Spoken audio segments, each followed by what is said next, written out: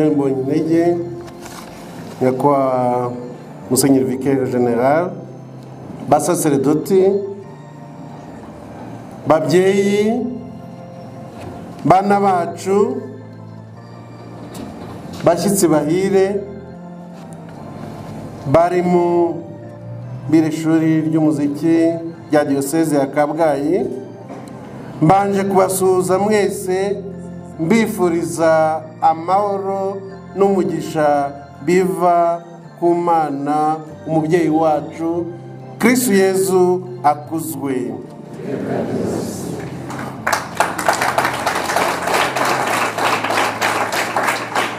Uyu munsi ni umunsi udasanzwe mu mateka ya Diyosezi yacu ya Kabgayi. Ni umunsi w'ibyishimo n'ishimwe, aho dutangiza ku mugaragaro ishuri ry'umuziki ya Diyosezi yacu ya Kabgayi.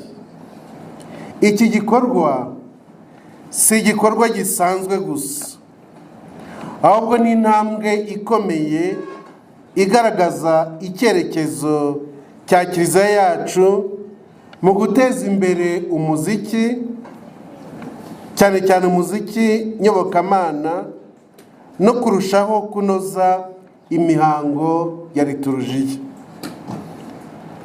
Nk'uko Padiri Pateri yabitwibukije, Diyoseze yacu kuva kera yabaye umusingi n'isoko by'umuziki, umuziki nyobokamana.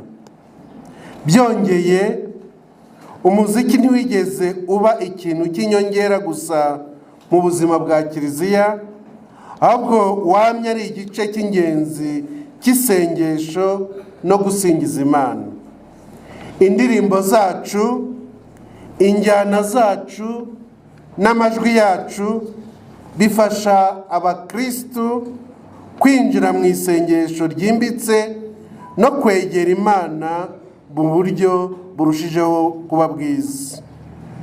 Biradushimisha kandi kwibuka amateka yacu, cyane cyane ko nk'uko babitwibukije Musenyeri wa mbere wa Diyoseze yacu, Musenyeri Yohani Joseph Hirt, twitiriye ni centre turimo, yari umuntu w'umuhanga mu muziki. Uwo mushumba mwiza ntiyabaye umuyobozi gusa w'umuryango w'Imana, ahubwo yanabaye umurezi mu by'ubuhanzi, by'umwihariko mu muziki. Yarazi neza ko umuziki ufite imbaraga zo guhindura imitima, zo guhuza abantu no kubafasha guhura n'Imana. Uyu murage yasize niwe dukomeje kubakiraho uyu munsi. Iyo tuvuga umuziki, cyane cyane umuziki nyobokamana, ntituba tuvuga amagambo n'amajwi gusa, ahubwo tuba tuvuga ubuzima bwuje ukwemera. Ibyanditswe bitagatifu bitwereka neza ko mu ijuru hari umuziki uhoraho. Abamarayika n'abatagatifu bahora baririmba bavuga bati: Nyir'ubutagatifu, Nyir'ubutagatifu, Nyir'ubutagatifu ni Nyagasani Imana umutegetsi w'ingabo, nahabwa impundu mu ijuru. Ibi twibutsa ko liturujia dukorana ku isi ari ishusho rya liturujia yo mu ijuru. Bityo rero umuziki wacu ugomba kuba mwiza, uteguye neza, kandi ujyanye n'icyubahiro cy'Imana. Bityo rero umuziki wacu yari mwiza, ubudetegurira kuzabaho neza no kuririmba neza no muri liturujia yo mu ijuru. Ni muri urwo rwego iri shuri rya Diyosezi yacu, iri shuri ry'umuziki, rije nk'igisubizo ku cyifuzo cyo kurushaho kunoza no guteza imbere umuziki wa liturujia niwo nshaka kwibandaho. Iri shuri rizaba ahantu ho kwigira, ho gukuza impano, wo gutoza abakiri bato n'abakuru kugira ngo bashobore gukorera Imana babinyujije mu muziki. By'umwihariko iri shuri rizafasha abana bacu n'urubyiruko kuvumbura no guteza imbere impano zabo. Koko rero hari abana benshi bafite impano zikomeye ariko batabona aho bazikoresha cyangwa abazibafashamo. Uyu munsi tubahaye urubuga rwiza ruzabafasha gukura mu bumenyi no mu muco wo gukunda ibyo bakora. Tuzabigisha kuririmba, gucuranga, gusoma no kwandika umuziki, ariko cyane cyane tuzabigisha gukunda Imana no kwikorera binyuze mu mpano zabo. Iri shuri kandi rizabe umusingi wo kunoza umuziki wa liturujia muri diyoseze yacu.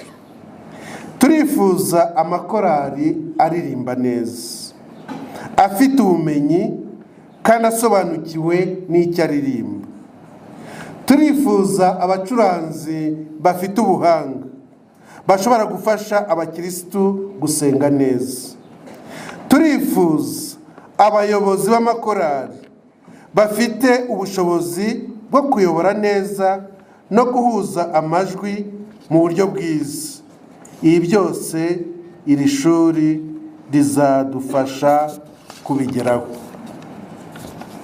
Muri uru rugendo ntitwakwibagirwa gushimira abantu bose bagize uruhare mu gutuma inzozi iba impamo.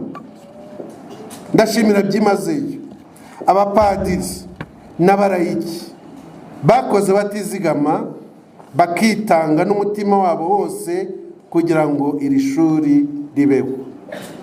Mwatanze igihe cyanyu, imbaraga zanyu, ubumenyi bwanyu n'ubwenge bwanyu.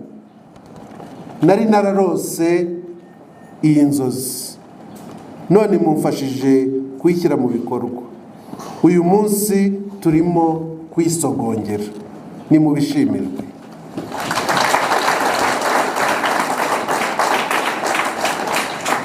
Ndashimira kandi namwe babyeyi, ndabashimira mwatugaragarije icyizere gikomeye mutwoherereza abana banyu.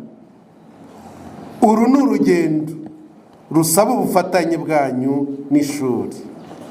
Inkunga yanyu ni ingenzi kugira ngo abana bacu bagere ku ntego nziza. Babashimirire.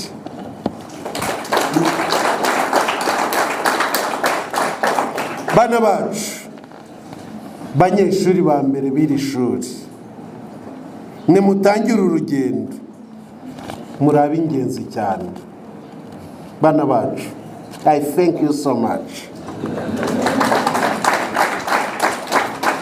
Muri intangarugero ku bazaza nyuma yanyu, muzakoreshe neza aya mahirwe muhawe.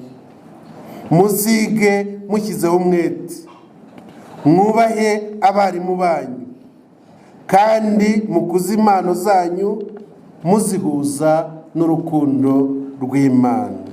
Nyagasani abahe umugisha. Reka soze iri jambo nifuriza iri shuri ry'umuziki rya diyoseze yacu ya Kabgayi gukura no gutera imbere, rizaguke mu mubare no mu bwiza bw'inyigisho, rizaba isoko y'impano nshya, isoko y'ubumenyi n'isoko y'ivugururwa ry'umuziki wa liturujia. Turifuza ko iri shuri rizagera kure, rikaba ishema rya diyoseze yacu ya Kabgayi ndetse n'igihugu muri rusange. Dusaba Imana ihe umugisha iri shuri, ihe umugisha abarimu, abanyeshuri n'ababyeyi. Iduhe twese gukorana umutima umwe kugira ngo intego twihaye izagerweho. Imana ikomeze ibane natwe muri uru rugendo. Ni kuri uwo mugisha n'ibyifuzo byiza kuri iri shuri ryacu ntangaje kuri itariki ya 8 Mata 2026 ntangaje ku mugaragaro itangira ry'ishuri ry'umuziki rya Diyoseze ya Kabgayi. Mugira amahoro.